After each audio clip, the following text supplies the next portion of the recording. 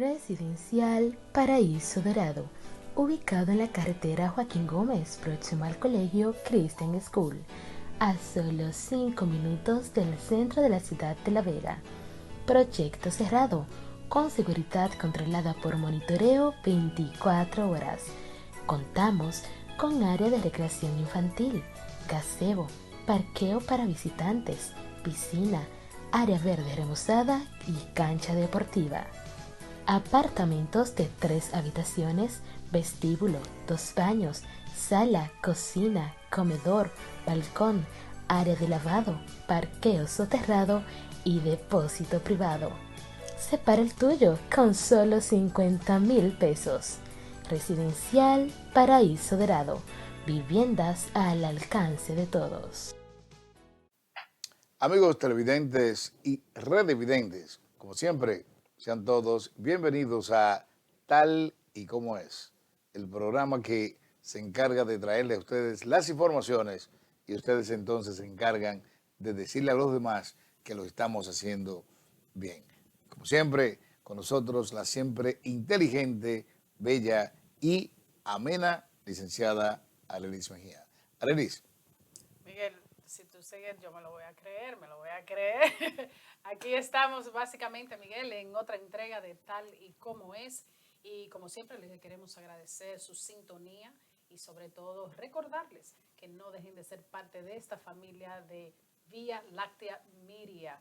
Usted puede ir allá una vez que entre al programa y le da al botón que dice suscríbete. No es un botón, es como una letra ahí que van a ver que dice suscríbete o subscribe si es en inglés. Ayúdenos a crecer para poder estar mejor contenido, seguir con este proyecto que hemos iniciado y que gracias a ustedes aquí estamos. Miguel.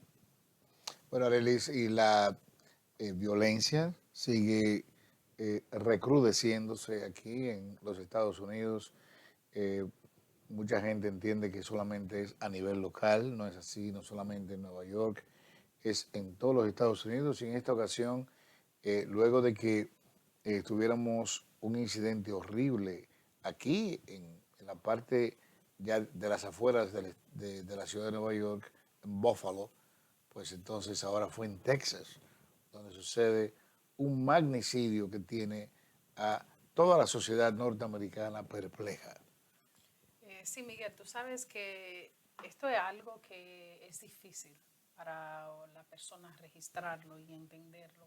El cómo una persona puede cometer algo, o sea, un delito como este, o sea, especialmente cuando se trata de niños. Eso nos lleva a nosotros a esa otra masacre que hubo en Connecticut, en la escuela de Sandy Hook, donde allí murieron como 23 niños o algo así. O sea, fue algo horrible, fue un total de 26 personas que murieron en ese entonces. Y de nuevo tenemos otro episodio parecido al que ocurrió en ese momento. Pero debemos entender, Miguel, las razones por las cuales ocurren este tipo de cosas. Y hemos visto a muchos representantes en generales, personas de la política, hablando acerca de qué es lo que se debe de hacer, cuál debe ser la solución a una situación así. Lo que sí hasta ahora vemos que se han dado muchos eventos relacionados a lo que acaba de ocurrir de muchos padres. Creo que hubo inclusive una de las personas, sabemos que murieron 19 niños y murieron 2 adultos que eran profesoras también. Una de ellas, no solamente murió ella, sino que el esposo, al enterarse de lo que ocurrió, también sufrió un infarto y murió. O sea, esos niños de esa pareja ahora también están huérfanos, Miguel. Bueno, la conclusión es que la sociedad americana está enferma. Las sociedades son como un cuerpo también, como un cuerpo humano, un cuerpo de un animal cualquiera, que se enferma. Las bacterias enferman esos cuerpos, los virus enferman esos cuerpos. Bueno, pues las sociedades también, cuando se hacen cosas que no debe ser, por ejemplo, un exceso de libertad enferma a un sistema. Un exceso de fuerza o la dictadura enferma a una nación. Y la parte industrializada de aquí de los Estados Unidos, Arely, no solamente esa fase industrializada, sino todas las cosas que se dan, racismo, discriminaciones, desigualdades en muchos casos, porque muchos piensan que la sociedad americana es perfecta o lo es el bullying. ¿Por qué le hacen bullying en la escuela a un niño? Bueno, porque quizás es minoría, se burlan de las ropas, se burlan del caminar, se burlan de su acento, y todas estas cosas crean a la larga problemas parecidos, porque crean una especie de resentimiento mental, psicológico, que en un momento determinado esta gente dice, ¿sabes qué? Yo me voy a acabar con la vida mía, pero yo me voy a llevar 4 o 20 personas conmigo y suceden entonces este tipo de hechos. Así es, Miguel. Y pienso que no solamente ocurre aquí, eso ocurre en otros países. Yo diría que en la República Dominicana hay mucho bullying, pero mucho. Lo único es que la gente lo más probable no lo definía como tal, pero ya ahora se está tratando esa situación. En este caso específico, Miguel, y creo que en el mismo caso de este joven en Buffalo, vemos el mismo problema. Estamos hablando de personas que tienen problemas mentales y sabemos que con esto de la pandemia eso incrementó muchísimo, especialmente en la juventud, que fue aislada. Una juventud que duró meses y meses encerrado en sus casas, sin poder salir a ningún sitio, sin poder compartir con otra persona. Entonces, aquellos que ya eran aislados anteriormente, en una situación así se encontraban más aislados todavía. Sabemos en este caso que ese es un niño que las personas se burlaban, los jóvenes, los compañeros se burlaban de su manera de vestir, porque era pobre y lo más probable no tenía para comprarse los últimos tenis o la última moda que muchos jóvenes identifican como que es lo mejor. También era un niño que no tenía tampoco muchos amigos. O sea, y cuando se ven esos patrones así y vemos y analizamos muchos de esos eventos que han ocurrido en la historia de los Estados Unidos, de esos tiroteos masivos, nos damos cuenta de que se trata como del mismo La misma esencia. sí, a ver, esencia de misma raíz. Sí, donde tú ves esos jóvenes que son rechazados por la sociedad, son rechazados por sus amigos, y ellos básicamente entienden que como quien dice que están en el anonimato, y llega un momento donde detonan y entienden que aunque sea una publicidad, una mala publicidad, o tal vez con una situación como esta, todos los resentimientos que han llevado durante muchos años, entonces buscan cualquier víctima, y mientras más grande mejor. Se ha analizado ese tipo de cosas, Miguel, donde se habla que muchos de esos jóvenes es como si están en una competencia donde ellos dicen, ok, yo me voy a ir, pero yo voy a dejar un legado, no un legado, sino que mi nombre se va a escuchar. Si antes nadie sabía quién yo era, ahora todo el mundo entero va a saber quién yo soy. Y se da ese tipo de cosas donde otros jóvenes van analizando. Cuando se trata de este tipo de cosas, no es algo que una persona se levanta hoy y ya, como quien dice, ocurre ese problema. Miguel, es algo planificado, es algo que muchas veces hay datos que ya existen, que pueden alertar a la sociedad de que aquí puede haber un problema.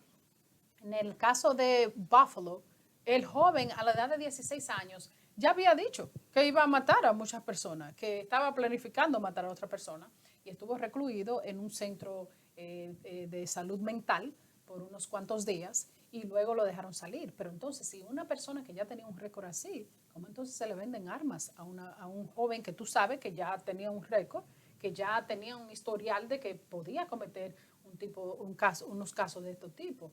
En el caso de este joven específicamente, se dice que ellos han checado sus redes sociales, y allí encontraron mucha información que básicamente le daba una idea de lo que podía ocurrir.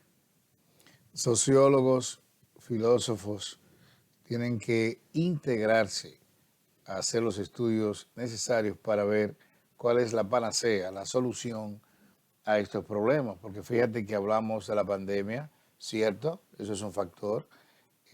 Hablamos del encerramiento que esta provocó, también hablamos de la pérdida de los empleos también, pero no es la primera ni la segunda. Tenemos decenas de casos previos, mucho antes de pandemia, y hemos visto que tenemos clase allí, raza, grupos étnicos. Hemos visto asiáticos quitarle la vida a mucha gente. Sí. En este caso fue un muchacho de apellido hispano. Pero si se dan cuenta, cada uno tiene una razón. El hispano, el bullying, no me toleran, se burlan de mí. El asiático decía que se burlaban en la Sí, escuela usualmente esa es por la él ser ramificación, asiático. sí, esa es la Y tuvo ese ramificación detonante, y estamos hablando de casi 2 décadas. Pero tenemos también otros casos donde cuando es el blanco que comete hechos parecidos, dice que odia a las demás razas, primordialmente al negro. Pero cuando el negro que lo hace, entonces dice porque odia a los blancos. Si te das cuenta, es un problema de la sociedad en sí. Y entonces, por más que busquemos, no hay forma de evitarlo. No tenemos un gráfico que es la clave del problema, que es la segunda enmienda constitucional de los Estados Unidos. Señor director, si es tan amable, que podamos compartir con nuestros amables redevidentes y televidentes estas palabras o contenido de la segunda enmienda constitucional de los Estados Unidos. Sí, bueno, la segunda Ahí la enmienda, tenemos. sí, creo que tenemos ahí la segunda enmienda. Ahí está. Él le dice a usted, a well and regulated militia being necessary to the security of a free state, the right of the people to keep and bear arms shall not be infringed. Entonces, si te das cuenta, la naturaleza de esta enmienda es porque el pueblo tiene derecho a armarse o estar armado para rebelarse si el gobierno en un momento se vuelve o se volviera opresor. Si se dan cuenta, es una razón bellísima de que la gente use armas. Evidentemente, los tiempos han cambiado, Arelis. No es tan fácil modificar la Constitución de los Estados Unidos.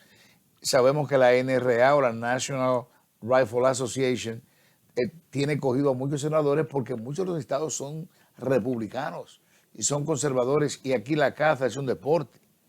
Usted coge el peaje. Los dominicanos sabemos que cuando cogemos un peaje ya vamos, como quien dice, para las afueras del país. Algunos hasta se exceden y dicen, vamos para el campo. Bueno, aquí es igual. Usted coge un peaje y de ahí en adelante todo el mundo tiene armas. Pero ustedes las ven y no lo van a creer. En cada hogar hay 3, 4, 5 rifles, pistolas. Eso no es nada. Después que usted coge un peaje aquí, en los Estados Unidos. Entonces se habla de que hay que limitar a Arely a los muchachos, que no le pueden vender armas porque hay que hacer un examen psicológico o un background. Pero lo mismo da, si tú no se la vendes, se la van a coger al papá. Ahí está, Miguel, el problema más grande, donde básicamente muchos de los políticos piensan que la solución a un problema como este es en sí restringir las armas. Sin embargo, o poner leyes más estrictas para que entonces podamos tener seguridad. Miguel, si las leyes existen y no se cumplen y alguien la viola, entonces, ¿cómo podemos nosotros pensar que una ley, algo escrito, va a prevenir un evento como el que ocurrió allí? O sea, para que eso pueda funcionar, usualmente nosotros tenemos varios grupos involucrados en todo esto, en todas estas cosas. Tenemos, por ejemplo, las leyes. Existen las leyes, pero ¿qué tenemos? Un equipo de policías que se asegura que esas leyes se cumplan. Porque un delincuente no le importa si hay leyes o no hay leyes. Una persona que tenga problemas mentales no le importa si hay leyes o no hay leyes. Esa persona va a cometer el delito que va a cometer, no importa que esas leyes existan. Y si ha de ser así, Miguel, que las leyes previenen este tipo de cosas, o las leyes en sí van a disminuir la cantidad de homicidios y problemas que tenemos, entonces podemos decir, Miguel, que aquí tendríamos los estados más seguros del mundo. Tendríamos a Washington, uno de los estados más seguros del mundo. Tendríamos a Chicago, Nueva York, California. Y cada uno de esos que, como te puedes dar cuenta, son los estados que más delincuencia y más homicidio tienen, específicamente en estos tiempos. Aquí en la ciudad de Nueva York, Miguel, ¿cuánto ha aumentado el crimen aquí? Teniendo las leyes más estrictas que puedan existir en cuanto al porte de armas, al igual que en California. Entonces, cuando evaluamos esa situación, son las leyes la solución a un problema como este? Bueno, sí, en el caso de que explicamos, que tú incluso lo acabas de decir, eliminando la segunda enmienda. Porque entonces el porte de armas es universalmente ilegal en los Estados Unidos. Quiere decir que ya nadie le puede vender armas a nadie. Ya no hay una excusa de usted decir, ay, yo tengo un examen psicológico. No, porque está prohibido. Eliminar eso y que se elimine también la NRH, NRA. Miguel, ahora vamos a analizar esto objetivamente. ¿Cuál es uno de los negocios más grandes que tienen los Estados Unidos? No las armas, ventas de armas. Entonces, si las armas se producen, las tenemos que vender.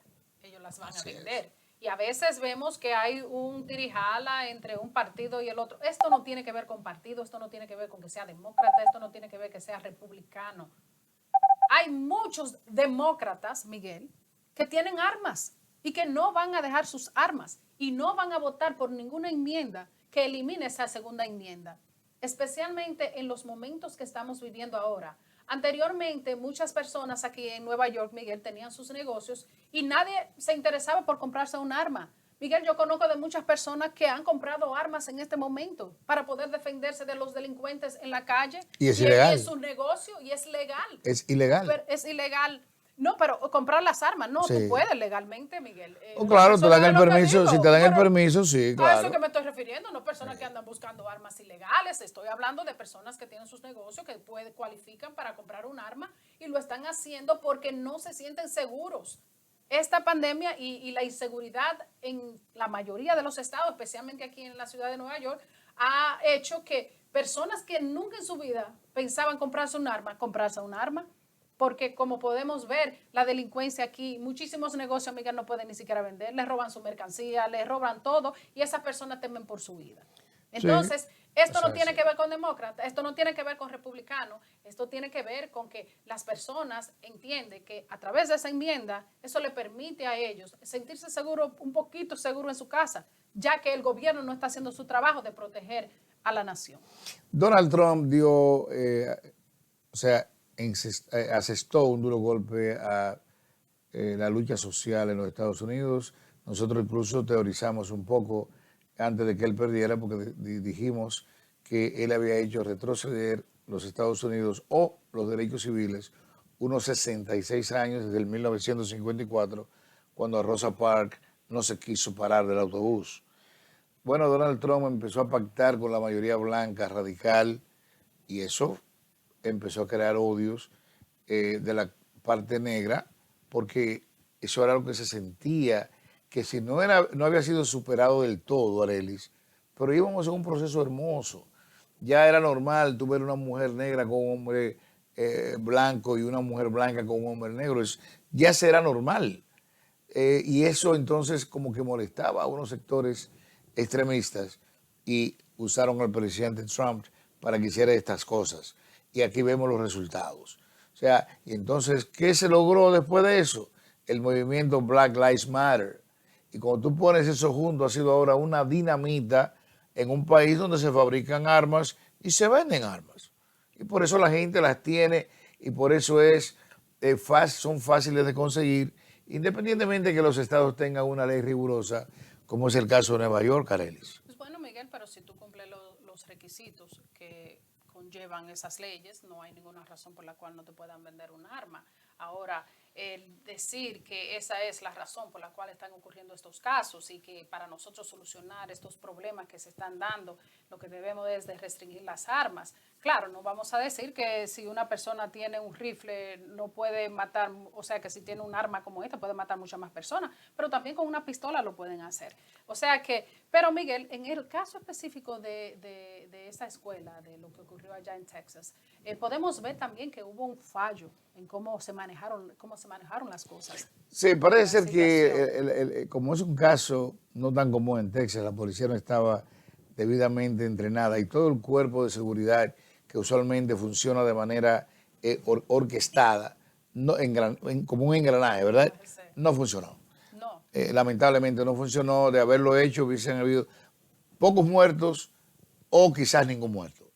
Bueno, sí, Es puede hacer posible, que sí. ningún muerto, Miguel, porque estamos hablando de que, por ejemplo, si vemos una línea de tiempo de cómo ocurrieron los sucesos en ese momento, vemos que a las 8:28 este joven le dispara a su abuela. Su abuela queda viva y llama al 911. Okay, entonces él coge el carro de la abuela y se dirige hacia la dirección de donde estaba la escuela, pero choca y frente de donde choca, entonces hay como un funeral y allí empieza a disparar. Afortunadamente nadie fue herido de esos disparos que él tiró, pero también en ese momento se llama a la policía. Y eso ocurrió como a las 9:30. Por ejemplo, a las 9:40 llega el joven a el área de la escuela y sube por encima de la baranda de la escuela y entra allí. Y dura 12 minutos, Miguel, como quien dice, en el patio de la escuela, sin hacer absolutamente nada. Estamos hablando que desde las 11:28 a las 11:40 no había llegado la policía. O sea, que a un tiempo que definitivamente tenemos que analizar dónde estaba la policía, que no había llegado. Es que en Texas las cosas funcionan un poco distinto. Llega la policía a las 11:44, Miguel. Ya el joven había entrado y no había nadie. Sí, pero debemos aclarar qué tipo de policía llegó. O sea, hay una policía que ellos entienden que es especializada. No, sí, llega la policía, para estos pero casos. ellos entienden, lo que pasa, Miguel, antes de este problema de Sandy Hook, el protocolo era que tenían que esperar a un equipo especial, parecido como un SWAT team, para que pudiera entrar. Debido a ese problema que ocurrió en Sandy Hook, ya eso cambió y el protocolo era que no había que esperar. Ellos tenían que entrar y lidiar con la situación en el momento hasta que llegara ese otro equipo. Y eso no ocurrió aquí. Todavía ellos seguían el protocolo de entonces. Y Miguel, no fue hasta las 12:40 que llegó el equipo especializado. Ya la policía, como la conocemos, estaba. Sí, o sea, una hora después. Así es. O sea, ese es el tipo de cosas que ellos entendieron que el tiempo era valioso. La cantidad de tiempo que durara para ellos eliminar a esta persona o asegurarse de que esa persona no seguía disparando era vital. Y esta policía duró una hora para poder entrar allí y en sí tomar acción en ese asunto. Y eso es algo que se debe de evaluar y se debe investigar. Sin embargo, la Casa Blanca entiende que no, que aquí no hay que hacer ningún tipo de investigación. Nosotros lo que tenemos que tener más leyes relacionadas a las armas. Bueno, porque la Casa Blanca pertenece a otro tipo de gobierno, no es aquí aplica al gobierno local de Texas. Tiene un gobernador, ¿verdad?, como autoridad máxima. Aquí están las divisiones de los estados, eso se debe a eso. Sí, Miguel, pero cuando se trata en una situación así, el FBI y otras agencias federales toman cartas sobre el asunto y hacen investigaciones. Siempre y cuando el gobierno central entienda que es necesario. Es lo que te estoy diciendo, el gobierno central está diciendo que eso no es necesario, hacer una investigación. Efectivamente, así. Y de verdad nosotros también creemos lo mismo. Arely, ¿por qué? Bueno, porque es un hecho que está claramente esclarecido, que no hay terrorismo ni cosas por el estilo. No estamos hablando de eso específicamente. Entonces el gobierno central usualmente toma parte en el asunto cuando hay terrorismo, cosas por el estilo, que es un gobierno central confederado, esa es la situación. Entonces él entiende que eso le pertenece a los estados, hacer sus investigaciones y entrenamiento. Lo que sí sabemos que va a pasar aquí, Arelis, es que ellos van a establecer un entrenamiento, una revisión primero y un entrenamiento que vaya acorde con estos hechos. Ahora, ¿cuál es lo que tienen que tener presente? Que aunque pasen 100 años y no pase otro caso parecido, tienen cada día que ir preparados como si fuera a pasar ese día. Eso es lo que pasa. Entonces, Miguel, ¿qué vemos? Por ejemplo, el tipo de seguridad después de lo que ocurrió en Sandy Hook en las escuelas debería ser parecido a la seguridad que tenemos en un aeropuerto, a la seguridad que tenemos en esos edificios federales. Para tú entrar a un edificio federal, tú te fijas todos los puntos donde tú te tienes que parar para tú llegar al elevador. Exacto. Entonces, ese tipo de medidas que se toman en esos edificios no serían el tipo de medidas que se tienen que tomar en una escuela donde tú tienes una clase tan vulnerable como unos niños, específicamente en las escuelas elementales. Esos son el tipo de soluciones. No quiere decir que son una fórmula infalible, pero sí puede de una manera u otra ayudar a que este tipo de cosas no se den. En sí, restringir el acceso tan fácil en esas escuelas. Hay muchísimas escuelas, Miguel. Yo te puedo decir que la escuela elemental y la escuela también de secundaria del hijo mío, uno entraba sin ningún problema. a esa escuela. O sea, tú tenías un security ahí, ¿verdad? Pero la puerta estaba accesible. Yo podía entrar, si vamos a decir, yo podía seguir corriendo las escaleras y la security se quedaba ahí. No había manera de que me pudiera en sí restringir a mí el poder seguir hacia adelante. Entonces, ese tipo de cosas, debemos de asegurarnos de que ese acceso no sea tan fácil a las aulas ni a donde están los niños en sí. Debemos de empezar a ver las medidas que sí funcionan, porque este tipo de cosas no van, porque si no son pistolas, si no son esas armas, pueden ser bombas, así como ocurrió aquí en el tren, Miguel. ¿Ok?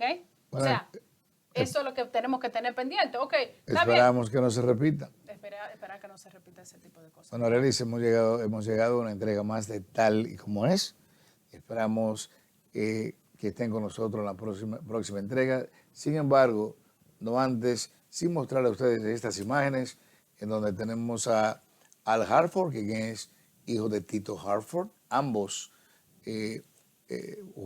jugaron en la NBA. Uno, su papá jugó para los Milwaukee Bucks y él está jugando en este momento para los Celtics, siendo una superestrella, un jugador quinteto y clave de este equipo, que venció anoche 100-96 al equipo de los Miami Heat y pasaron entonces a las finales contra Golden State. Y yo no creo que Golden State vaya a perder, pero por lo menos tenemos a Horford aquí en la serie final de básquetbol. Así que nuestras felicitaciones para los Lakers. Para los Celtics. Para los Celtics. Te estaba hablando de Big Al, Miguel, es el latinoamericano mejor pagado de la NBA y también el primer dominicano que llega a las semifinales. Así que nosotros como dominicanos también nos sentimos muy orgullosos de sus logros. Y bueno, no dejen de sintonizarnos y de suscribirse a nuestro canal de Vía Láctea Media. Así que será hasta la próxima. Las obras de arte son el resultado del ingenio y el tiempo. Venier Atelier, calle Serafina Aquino de Tapia 73, San Jerónimo. Teléfonos 809-307-8206 y en los Estados Unidos 347-364-8067. Las fibras de hilo de altísima calidad se obtienen tras un complejo proceso en el que prima el valor artesanal, un marcado estilo italiano, donde cada puntada cuenta una historia. Visítanos en nuestras redes sociales, Venier Atelier, y nuestro website, venieratelier.www.com. Venier Atelier, donde cada puntada cuenta una historia.